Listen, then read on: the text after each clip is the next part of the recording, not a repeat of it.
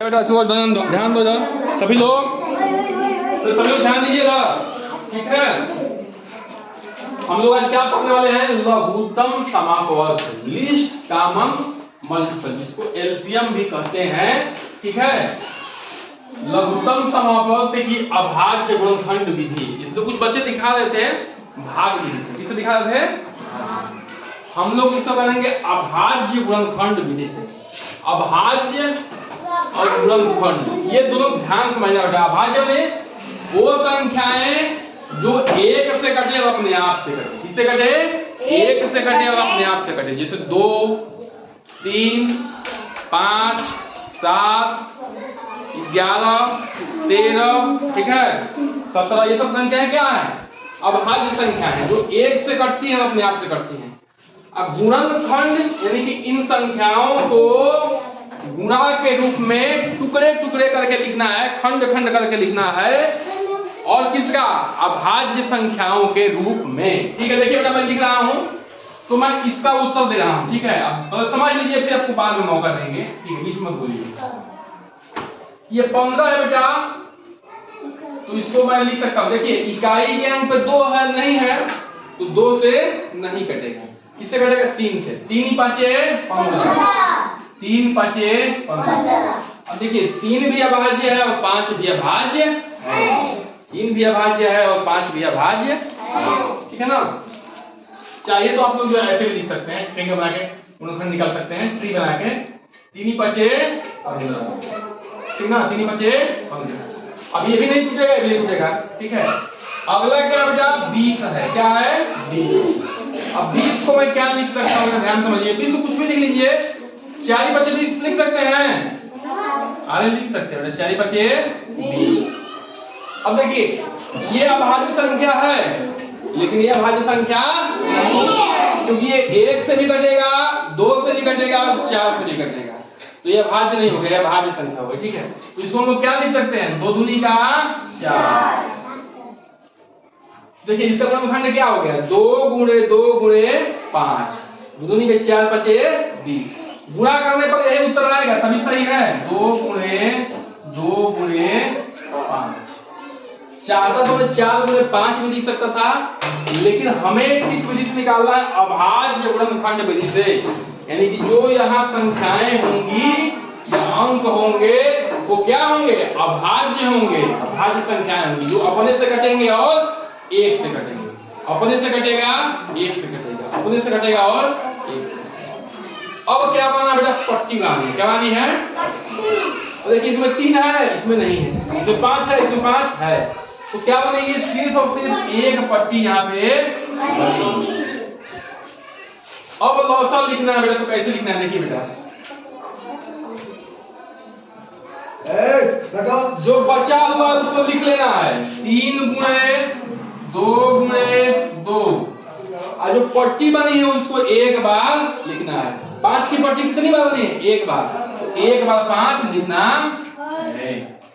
तो 3 दूनी का 6 दूनी का 12 5 60। 60 क्या है? लौसर। अच्छा लौसर होता क्या ये समझना बेटा। लौसर निकालने का फायदा क्या है?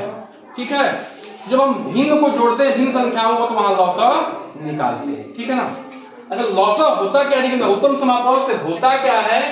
तो वह छोटी से छोटी संख्या है जो दी हुई संख्या 15 और 20 से विभाजित हो जाएगी। देखो 15 का पढ़ो, 15 का 15, 15 दूनी 30, 5 या 45, 5 चौका 60। 20 का पढ़ो, 20 का 20, 20 दूनी 40, 20 की आई 60। तो ये 60 ऐसी छोटी से छोटी संख्या है जो ये दी हुई संख्याओं से क्या होगी? विभाजित हो जाएगी। बात समझ में आएगी? समझ में? ठीक है बेटा। अच्छा 120 भी विभाजित हो जाएगा, किससे? 15 से और 20 से। पढ़ के देखोगे तो आ जाएगा। लेकिन बेटा ध्यान समझिए, लेकिन 120 छोटी से छोटी संख्या नहीं। हमें क्या लौसा करना? क्या छोटी से छोटी संख्या निकालना है? छोटी से छोटी संख्या क्या है? वो 60 ही है, ठीक है ना। अब हम लोग क्या करेंगे? इसको करेंगे 8, इसका निकालेंगे लौसा गुणनखंड से 12, फिर क्या है? 30 है। देखिए बेटा 8 को हम लोग कैसे लिख सकते हैं? देखिए ध्यान से, 8 को लिख सकते हैं 4 गुणे 2, इसको लिख सकते हैं 2 गुणे 2, ये ऐसे जाएगा। देखिए बेटा 2 2 2, 2 दूनी के 4, 4 दूनी का 8। जो नीचे वाला पार्ट है उसी को लिखते हैं। जो भाज्य में अभाज्य गुणनखंड, इसे गुणनखंड करेंगे तो जो निचला पार्ट होगा वही गुणनखंड बनेगा, ध्यान रखिए, ठीक है। तो फिर तोड़ते हुए आ रहा है, देखिए क्या होगा 2 गुणे 2 गुणे 2, ठीक बेटा। इसको क्या लिख सकते हैं, 12 क्या लिख सकते हैं हम लोग, 4 की बात लिख सकते हैं, 4 तिहाई। अब देखिए 4 को लिख सकते हैं 2 गुणे 2। चाहता तो मैं 4 से 12 भी लिख सकता, लेकिन 4 क्यों नहीं लिख रहा हूं, क्योंकि 4 अभाज्य संख्या नहीं है ना, 4 अभाज्य संख्या नहीं है। तो इसको क्या लिखूंगा 2 गुणे 3, ठीक है। अब क्या बच रहा है, 30 बच रहा है। क्या बताइए, क्या बच रहा है 30 को यहां लिख देता हूं 6 गुणे 5, तो 5 तो अभाज्य है लेकिन 6 अभाज्य नहीं है, तो इसको क्या लिखना पड़ेगा 2 गुणे 3। तो ये क्या हो जाएगा 2 गुणे 3 गुणे 5, 2 तिहाई 6, 6 बचे। अब क्या बनाना है हमें, पट्टी बनाना। यहाँ 2 दिख रहा है बेटा, समझो एक पट्टी ये हमारी बन गई, ठीक है। अब यहाँ 2 दिख रहा है आपको, यहाँ 2 दिख रहा है लेकिन यहाँ इसमें 2 नहीं, तो एक पट्टी ये बन गई। यहाँ 2 है लेकिन इसमें 2 नहीं, यहाँ 3 है, इसमें 3 है, इसमें यहाँ 2 नहीं है, तो यहाँ पे एक पट्टी बन गई। जो बचा है उसको लिख लेना है। 2 क्या बचा है, लफ्ज़ लिखेंगे तो रहेगा, लिखना है 2 गुणे 5।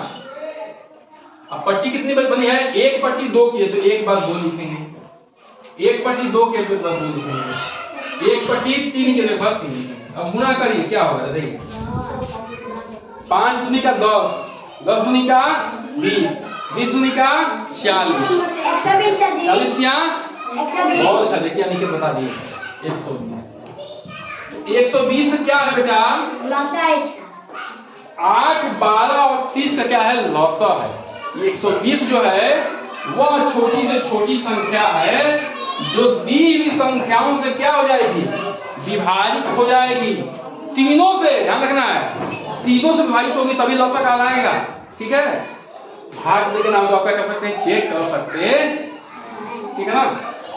देखिए 12 दाहिया 120, 30 चौका 120, इससे भाग देंगे तो क्या हो जाएगा, 8 में 8, 8 पर 40, 15 बचे 120, 15 वाले में 120 कर देंगे। तो लौसा क्या है, वह छोटी से छोटी संख्या है जो दी संख्याओं से क्या होगी, विभाजित होगी। ये हम लोग पढ़ रहे थे अभाज्य गुणनखंड विधि, जिसमें क्या किए, संख्या को अभाज्य गुणनखंड के रूप में क्या किए, लिख दिए और पट्टी बनाना चालू किए। जहां पे कॉमन मिलेगा उसको पट्टी बनाए। पट्टी को सिर्फ जो है एक पट्टी तो एक ही बार लिखना है, बाकी को जो है उतार देना है, ठीक है ना। ऐसे गुणनखंड ट्री बना के, यानी कि पेड़ बना के हम लोग, जैसे ट्री की टहनी होती है ना ब्रांच, वैसे बना के हम लोग गुणनखंड भी निकाल सकते हैं। कितने बच्चे कर लेंगे बताइए हाथ से, तो देखते हैं।